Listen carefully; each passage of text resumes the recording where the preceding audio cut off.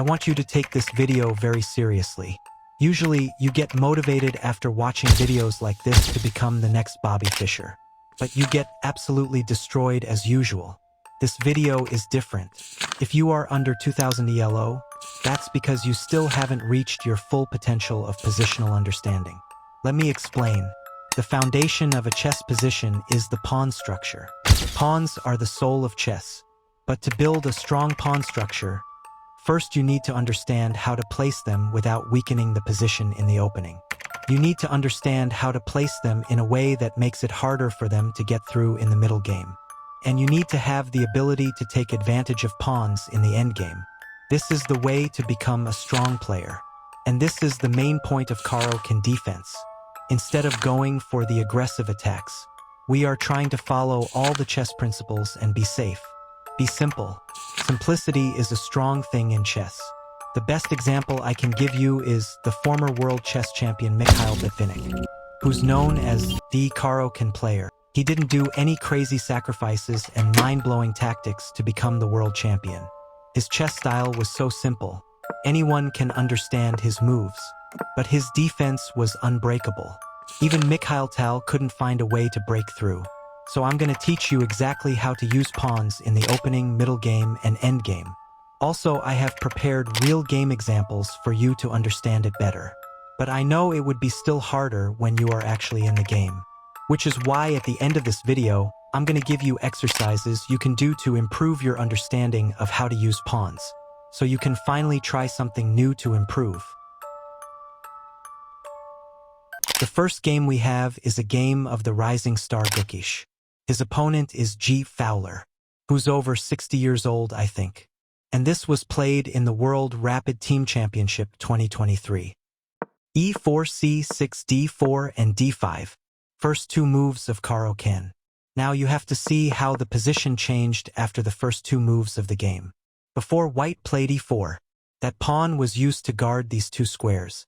After E4, these two squares are still defended.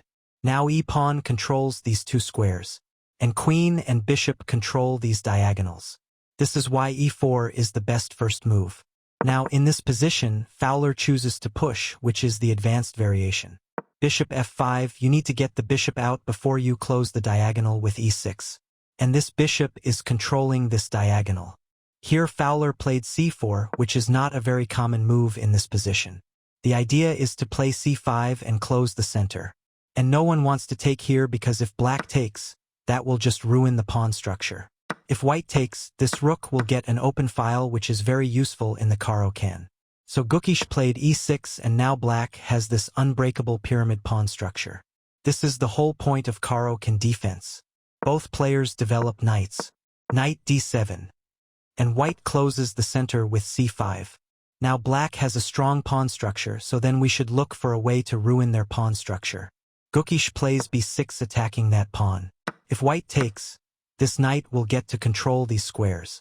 So white doesn't want to take, but also white doesn't want to ruin the pawn structure like this. So what should white do? Can you figure it out? Well, the best move for white is B4, defending this pawn one more time. So when black takes the pawn, white can take it back and still have this structure. As white, you need to do that calculation before you play C5. Then Gukish plays A5 threatening to win a pawn because white can't take it back. The rook is undefended. So Fowler played bishop E3 defending the rook. Now you can trade pawns like this, which is very common in this position. But also you can just leave it like this because if white takes you can just take it back. That's what Gukish thought as well. So he played bishop back to G6 trying to put the knight here and pressure these pieces. White has two options here.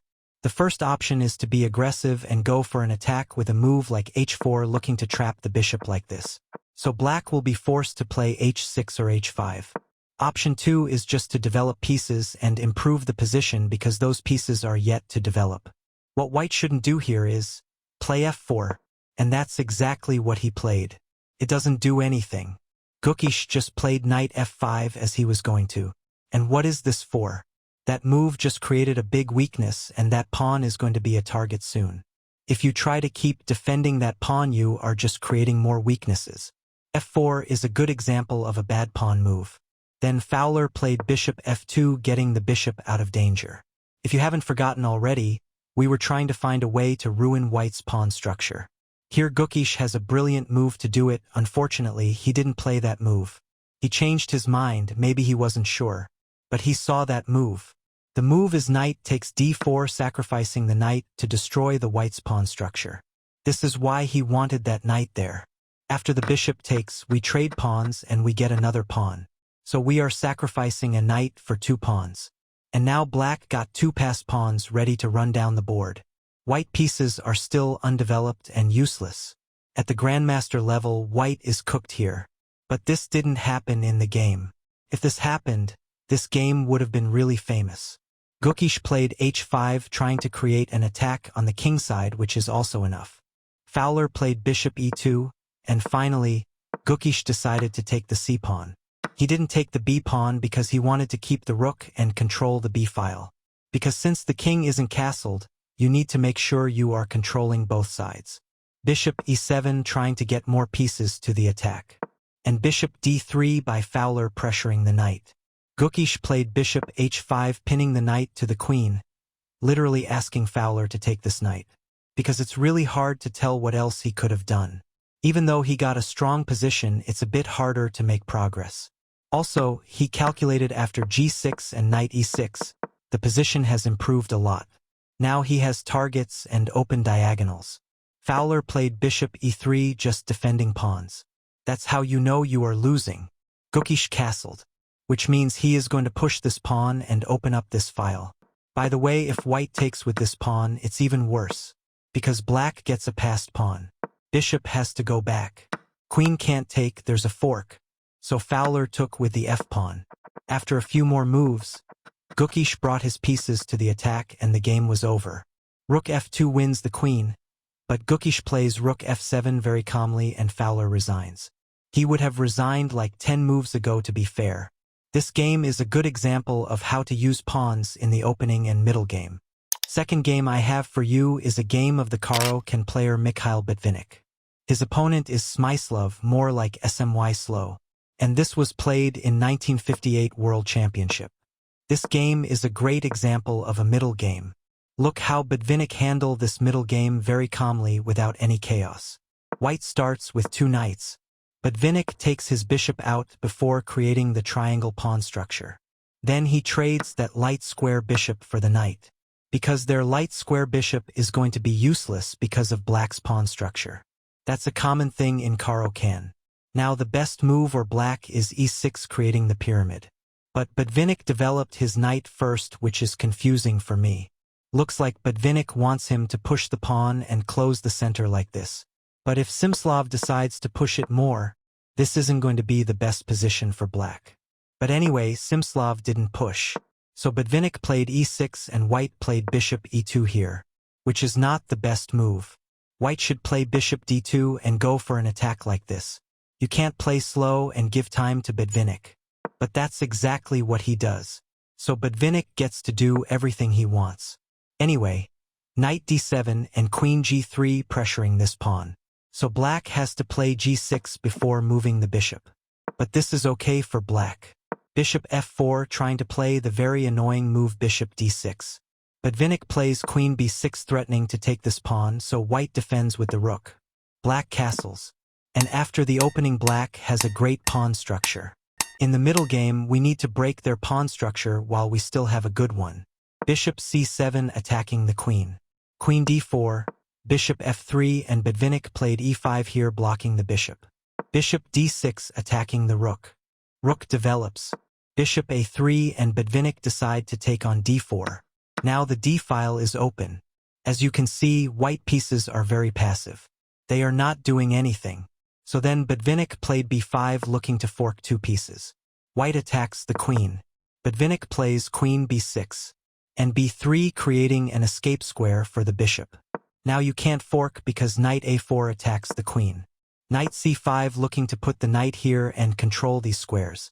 Botvinnik isn't planning a crazy attack on the king. He is just slowly improving the position without taking risks. I think he's respecting the name of his opponent. This is why he is the most principled player when it comes to chess. Bishop c1, queen c7 and knight e6 as planned. a4 and a6. Then white played a very unnecessary move b4. Now white can't control this square with a pawn. So if black can get a knight to that square, that's going to be really annoying for white. Because black can control lots of important squares on the white side. Simslav isn't playing the best game. In the other hand, Botvinnik is taking full advantage of Simslav's mistakes. This is what you need to do in the middle game as well. Bishop e2, queen e7.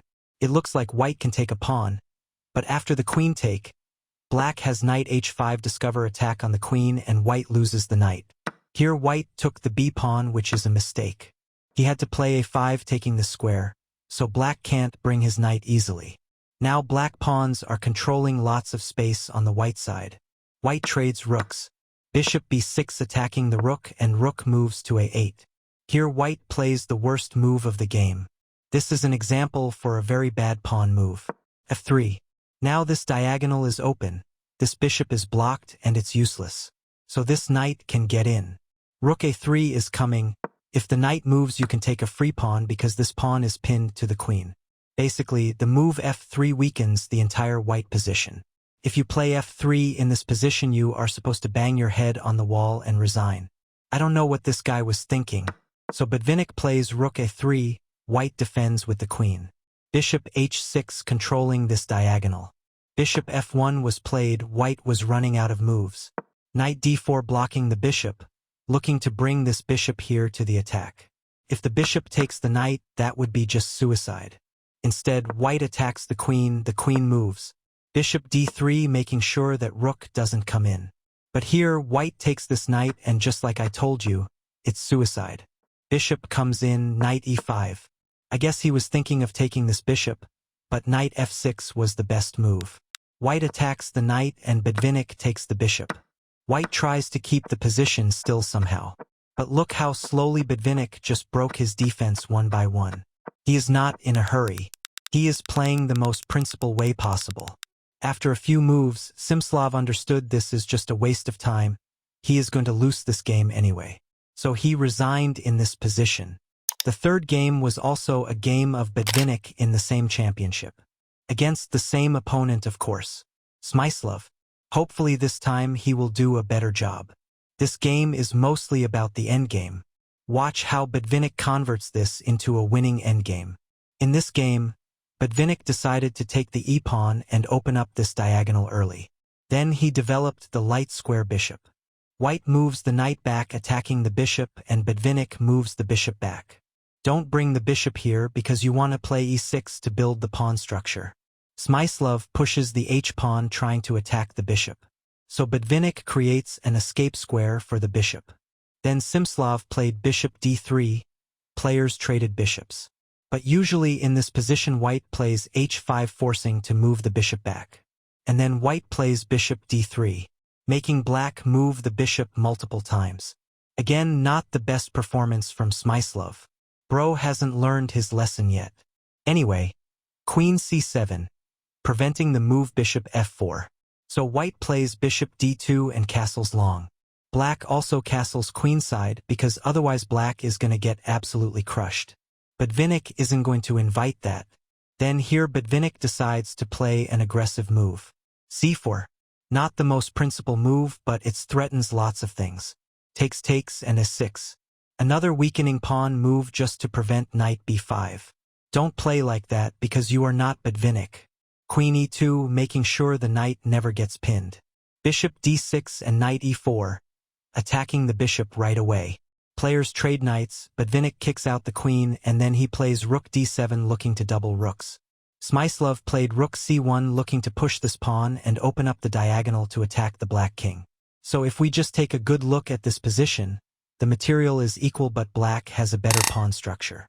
But black has a weak king. The white king is super safe. So what I think is Smyslov has to take full advantage of the black king being weak. He needs to go for a quick attack. That's how he wins. But as black, you just have to make sure you don't get checkmated and you are going to an endgame. So Botvinnik plays queen c5 to stop Smyslov from pushing the pawn. Smyslov attacks the queen with the knight. Botvinnik gives a check. Smyslov blocks with the rook so he can double rooks. Here Botvinnik plays bishop c7 and allows Smyslov to push the pawn. Not sure why, maybe he didn't like the fact that he has to use all of his pieces just to stop the pawn. Then he will have to keep playing defense. And Engine agrees with Botvinnik. It's actually the best move. So Smyslov pushes the pawn, continuing with his plan. Here best plan for Botvinnik is to play queen d3 and try to trade queens so you can go to an endgame without getting checkmated. Instead, he plays rook d5 and Smyslov pushes the pawn. Botvinnik can't take the pawn because the white queen can take this pawn with a check and he is going to lose everything. So Botvinnik plays bishop b6. Now white needs to double rooks and go for the attack without giving Botvinnik any time. Instead, he plays knight d2 and this is slow. Just like his name. He's giving time to Botvinnik. And Botvinnik offers a queen trade immediately. Knight c4 attacking the bishop and Botvinnik moves it back. Then Smyslov trade queens. I don't think white needed a queen trade. But don't worry, that won't be the worst move. Smyslov here played knight e5, which is a blunder. Can you see why it's a blunder? The position was equal here and Smyslov was supposed to continue with his plan like this. But he missed a 1000 ELO beginner tactic. So Botvinnik took the bishop and after rook takes, he took the knight as well. He got 2 pieces for a rook. It's a huge advantage, especially in the endgame. Then Botvinnik offers a rook trade and Smyslov has to take it. Otherwise it's going to get even worse. Now we are in the endgame. Knight d5, king c2, h5 stopping white from advancing. Then Botvinnik starts to create weaknesses. How can you create weaknesses? By forcing them to push pawns. Now he is pressuring this weak pawn and this rook has to defend. Then he takes his knight to attack pawns. So Smyslov hasto push them. Now black attacks this 2 times so Smyslov has to push. He attacks again. White has to push again. And now this is a big weakness. White can't protect it, also white can't push it. Smyslov attacks the bishop. Botvinnik attacks the pawn. Rook moves to the 8th rank trying to target black pawns. But black can defend them easily. But instead of taking this pawn, Botvinnik played bishop f2, which is great because now white can't even threaten to take a pawn. If white push, you just take and make a queen. If this, just knight d6. So Smyslov pushes this pawn looking to create a passed pawn. Botvinnik attacked the rook before takes. Bishop takes the pawn and Smyslov pushes the pawn, the last hope. But there's no way he's going to make a queen. But as black you have to be careful here. It's never too late to blunder the game. You can either give away your bishop to the pawn and push your pawn slowly to make a queen which is unstoppable. That's the easiest way to win. Botvinnik should have done it. Or you can give checks and bring your knight to stop the pawn like this. Which is the hard way. This rook has no moves. Then Botvinnik created a passed pawn so white king has to stop it. Then he gives away his bishop to remove the rook and the pawn. Which is the same thing I showed you before. This is a complicated version of it. Knight check and Smyslov resigned. Because the king can't go there, if he attacks the knight, the king defends. Now let's go to the exercise part so you can start improving in chess. First exercise I'm going to give you will minimize your blunders, mistakes, and inaccuracies. Start doing this from today. Here it is. Always look at all the squares you are controlling. Also, look at the squares your opponent controlling. This might not sound like anything special. But if you can do this from the first move to the last move of the game, you will be surprised how much better you have gotten already. Don't be in a hurry to play any move. Always do this before playing any move. Okay, now let's go to the second exercise. I already taught you what happens when you push a pawn. New diagonals get opened. If you are not careful, it's going to create lots of weaknesses. So the second exercise is, you have to create a good pawn structure without creating weaknesses. I'm not telling you to come up with something on your own. You can play Caro-Kann and create this pawn structure without creating weaknesses. Let me show you what I mean. First of all, don't give them any chances to ruin your pawn structure. And the second thing is, in this position if you push this pawn, this diagonal opens up. So whites will try to put pressure and take advantage. So before you push this pawn, you need to calculate how to deal with that. For example, you can play h6 to stop that, or you can just play bishop e7. Here's another position from a game. Here you have to push this pawn before moving the bishop. So does that pawn move weaken the position? Definitely yes. So you have to calculate how to deal with that before you move it. Since this diagonal is open now, you have to put your bishop here and control it. So this pawn move won't be a weakness until you lose this bishop while they still have theirs. Now you have created a strong pawn structure without any weaknesses. And here's a very common Caro-Kann position. This diagonal opens up early, so they start giving checks and putting more pressure. So you need to calculate how to deal with that. And remember, you only have to take care of this diagonal until you castle. So make sure you can take care of it until then. So you have created a strong pawn structure without weakening the position. Try to do this in every single game. This is your plan in the opening. After you have mastered the exercise 2, you can start exercise 3. In the middle game, look for a way to ruin their structure and create weaknesses. Look for a way to win material. Not by a lot. Just try to be a pawn. You can turn it into a big advantage later. If you manage to do that thing, you will go into a winning endgame. You will fail to do this, it will be hard. But keep trying until you can do it. Once you think you got it, focus on exercise 4. In the endgame, if you are up material, create a passed pawn, trade queens, and make a new one. Trade pieces until they don't have enough material to stop the passed pawn. After those trades, bring your king to the middle as well. Don't let them get close to the passed pawn. Cut off the king's path. They will have to give up material if they want to stop the pawn. This is just an example plan for an endgame if you are up material. Let's say you are a knight up. Then all you have to do is trade all other pieces. You will end up with a knight. Then bring your king to the middle and eat their pawns. And simply push your passed pawns to create a queen. Work on these plans, you will be really strong in no time. I hope this video was useful. Let me know your thoughts in the comments. If you want to learn a different chess style you didn't know, watch this video.